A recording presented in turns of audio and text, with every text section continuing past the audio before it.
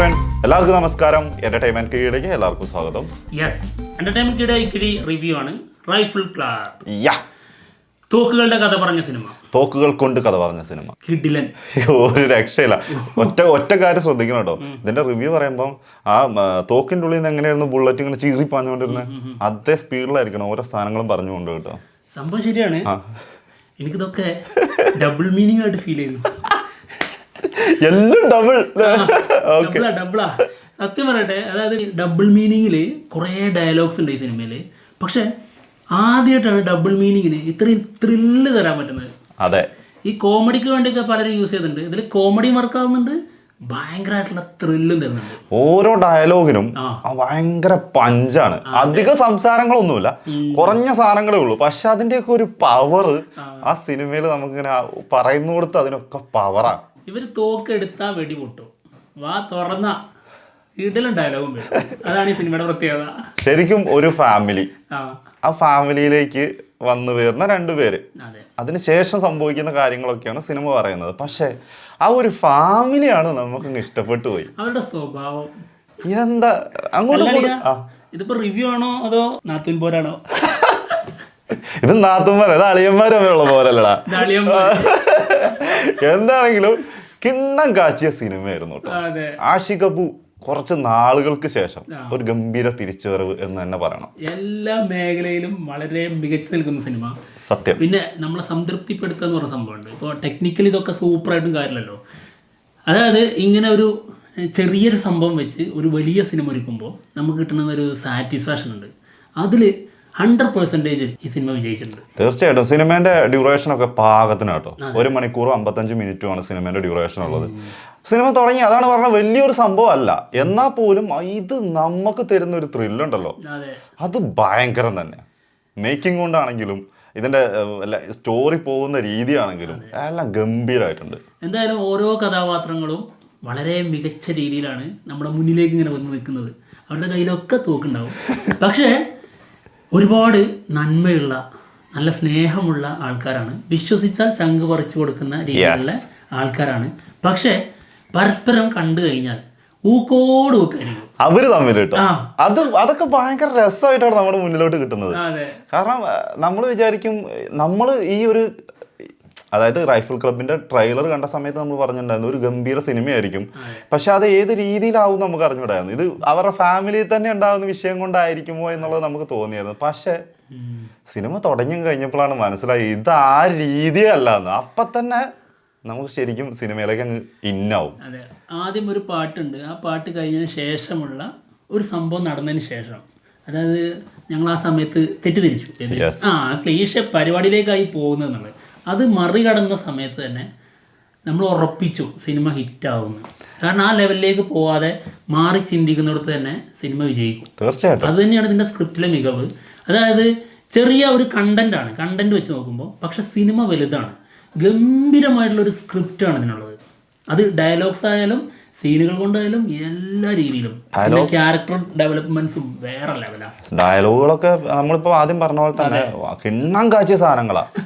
അത് പറഞ്ഞറിയിക്കാൻ പറ്റില്ല. അത് തിയേറ്ററിൽ പോയിട്ട് എക്സ്പീരിയൻസ് ചെയ്യേണ്ട സാധനം കേട്ടോ. അച്ഛൻ്റെ ഡയലോഗ് ഗംഭീര സാധനം. ഇതിനകത്ത് പിന്നെന്താ ഇവരുടെ കാസ്റ്റിങ്, ഈ അന്തം വിട്ടു പോകുന്ന കാസ്റ്റിങ്. ഈ കാസ്റ്റ് ചെയ്തിരിക്കുന്നവർക്കൊക്കെ ഗംഭീര പെർഫോം ചെയ്യാനുള്ള സാധനം, എല്ലാവർക്കും നന്നായിട്ട് പെർഫോം ചെയ്യാനുള്ളത്. വാണി വിശ്വനാഥൊക്കെ എന്റെ മോനെ വേറെ ലെവലാക്കി കളഞ്ഞിട്ടുണ്ട്. ഒരു സീനുണ്ട് കിടിലൻ. ആളുടെ ഒരു സ്ക്രീൻ പ്രസൻസോ അന്നും ഇന്നും ഇങ്ങനെ തന്നെ.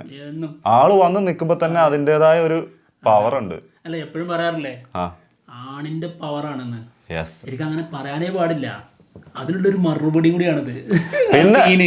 പിന്നെ നമ്മൾ കുറെ മലയാള സിനിമകൾ എപ്പോഴും പറയുന്നതാണ് സ്ത്രീ കഥാപാത്രങ്ങൾ ഒരിക്കലും സ്ട്രോങ് അല്ലാത്ത കഥാപാത്രങ്ങളാണ് സ്ത്രീകൾക്ക് കൊടുക്കുന്നതെന്ന്.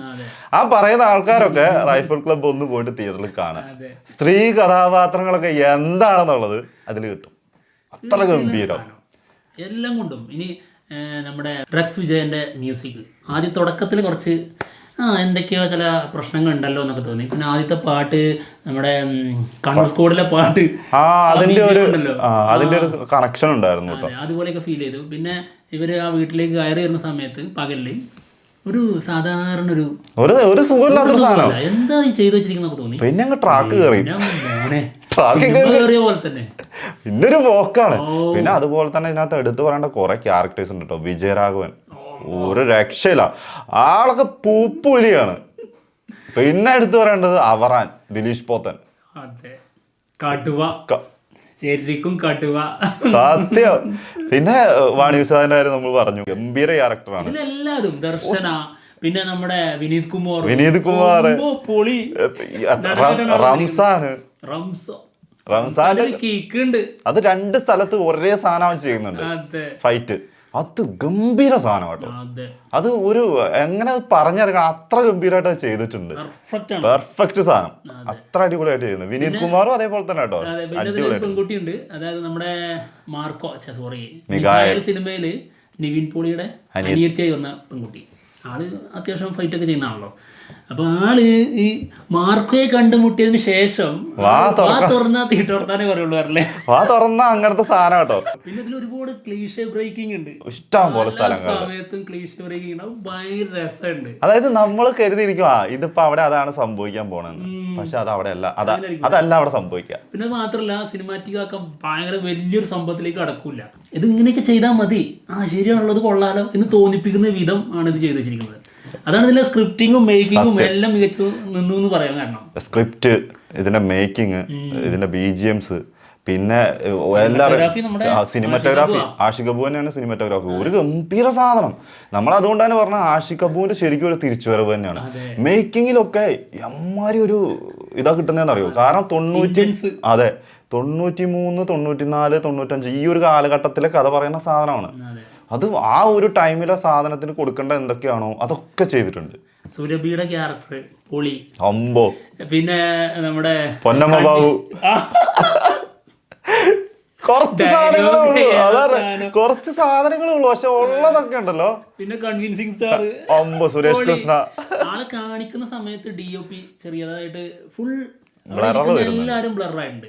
അത് ഇവിടുത്തെ പ്രശ്നമാണെന്ന് അറിഞ്ഞൂടാ. ഒരു 3-4 ഷോട്ടിൽ ബ്ലറായിരുന്നു എല്ലാവരും. അതായത് ആരെങ്കിലും അതിൽ ഫോക്കസ് ചെയ്തിട്ടില്ല, എല്ലാവരും ബ്ലറായിരുന്നു. അതൊരു പ്രശ്നമായിരുന്നു. ചിലപ്പോൾ തിയേറ്റർ മാറിയതിന്റെ ആയിരിക്കട്ടെ, നമുക്ക് അറിഞ്ഞൂടാ. അങ്ങനെയാണെങ്കിൽ എല്ലാ ഇതിലും ഷോട്ടിലും വരുമായിരിക്കും. അതൊരു ശരിയാണ്, വരേണ്ടതാണ്. അങ്ങനത്തെ ഒരു സംഭവമാണെങ്കിൽ സ്ക്രീനിന്റെ പ്രശ്നം കൊണ്ടാണെങ്കിൽ അത് എല്ലായിടത്തും വരേണ്ടതാണ്. അത് വന്നിട്ടില്ല. എന്തായാലും അതല്ലാതെ ഇതില് എല്ലാം കൊണ്ടും ഇത് ഈ രീതിയിലുള്ള ഒരു സിനിമ താല്പര്യമുള്ളവർക്ക് എന്തായാലും ഭയങ്കരമായിട്ടുള്ള സാറ്റിസ്ഫാക്ഷൻ കിട്ടും.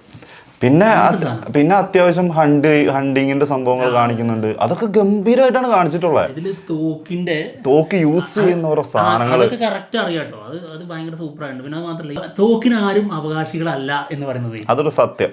അത് പൊളിയാ. അത് പറഞ്ഞുകൊണ്ട് തന്നെ അത് തുടങ്ങുന്നത് ഗംഭീര. അതിങ്ങനെ മാറി വരികയായിരുന്നു, കൈമാറി വരികയായിരുന്നു. അതിന് വില അറിയില്ല. അതിന് വില എത്രയാന്ന് ഒരിക്കലും കണക്ക് കൂട്ടാനും പറ്റില്ല. ശരിക്കും പറഞ്ഞു കഴിഞ്ഞാൽ ഞാൻ ഓർത്തുപോയി, എന്റെ തോക്ക് പാന്റെ കയ്യിലായിരിക്കും. ഏതെങ്കിലും പാവപ്പെട്ടവർ ഉപയോഗിക്കുന്നുണ്ടാവുന്നു. എന്താണെങ്കിലും റൈഫിൾ ക്ലബ്ബ് നമുക്ക് തന്നൊരു സാറ്റിസ്ഫാക്ഷൻ ഉണ്ട് കേട്ടോ. സിനിമയിൽ ഗംഭീരമായിട്ട് നമുക്കത് എൻജോയ് ചെയ്യാൻ പറ്റിയെന്നുള്ള. ഒരു പക്ഷേ എല്ലാവർക്കും അത് അങ്ങനെ ആയിക്കോളൊന്നുമില്ല കേട്ടോ. ഈ ഒരു വകുപ്പിലുള്ള സാധനങ്ങൾ കണ്ടിങ്ങനെ ഇഷ്ടപ്പെടുന്നവർക്ക് ഇന്ന് ഇത് ഭയങ്കര ഓവർ സാധനങ്ങളൊന്നും അല്ല, എല്ലാവർക്കും ഇഷ്ടപ്പെടും. അങ്ങനെയാണ് നമുക്ക് തോന്നിയിട്ടുള്ളത്. എന്താ പോലും പറയാനുള്ളത്, നമുക്ക് എല്ലാവരും ഒരേ മൈൻഡിലായിരിക്കുമല്ലോ സിനിമ കാണുന്നത്. അപ്പൊ അതിൻ്റെതായ വ്യത്യാസങ്ങൾ ഉണ്ടാവും. നമ്മളിപ്പോ നായകന്മാരുടെ കൂടെയാണ് നിന്നിട്ടാണ് പറഞ്ഞിട്ടുള്ളൂ. ഇനി നമുക്ക് വില്ലൻ സൈഡിലേക്ക് പോവാം. അനുരാഗ് കശ്യപ്, ഹനുമാൻ കൈൻഡ്. ഹനുമാൻ കൈൻഡിന്റെ ഒരു വാക്കുണ്ട്, ഒരു ആ വീട്ടിലേക്ക് കയറി വരുന്ന സീനുണ്ട്. ആ ഒരു സമയത്ത് ആള് കൊടുക്കുന്ന കുറച്ച് ആറ്റിറ്റ്യൂഡ് ഉണ്ട്. ആളുടെ BGM-ഉം ആളുടെ സോങ് തന്നെയാണ് ആളുടെ BGM ആക്കിയിരുന്നത്. എന്തൊരു വൈബാന്നറിയാം ആ സമയത്ത്, ഒരു രക്ഷയില്ല.